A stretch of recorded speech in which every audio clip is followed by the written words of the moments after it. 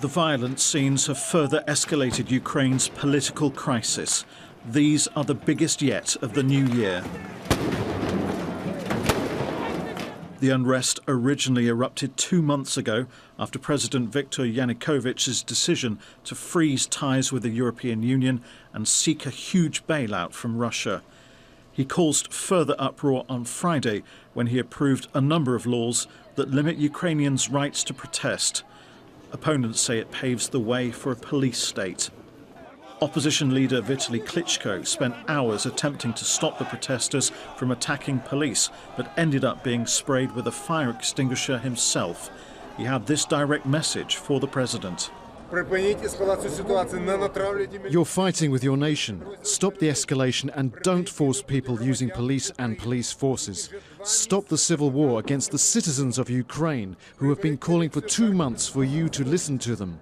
Take the police forces out of the streets. The only way is to change the authority. His top allies stood by his side at a large peaceful rally earlier in the day where around 100,000 people took to the streets in and around Kiev's Independence Square. But here, sticks, stones, flares, even chunks of pavement were used by the protesters against the police. The laws prohibit demonstrators from wearing masks or hard hats at rallies, but many of the protesters wore hard hats and gas masks in defiance of the new legislation. As the protests dragged on, other opposition leaders addressed the crowds from a giant stage, condemning the violence. Peaceful European protest, that is our formula for victory. Our plan was presented today. Parliament, government and peaceful protest.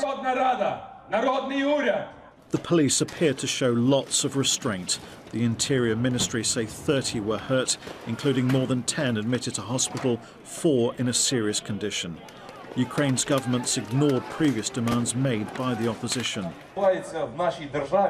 Every protest that happens in our country is a reaction to the Yanukovych regime. Since the protest started on the 21st of November, scores of opposition leaders and journalists have been attacked, harassed and prosecuted. The president and Klitschko met at the presidential residence outside Kiev, with Klitschko later tweeting that the president had agreed to set up a committee to try to settle the political crisis.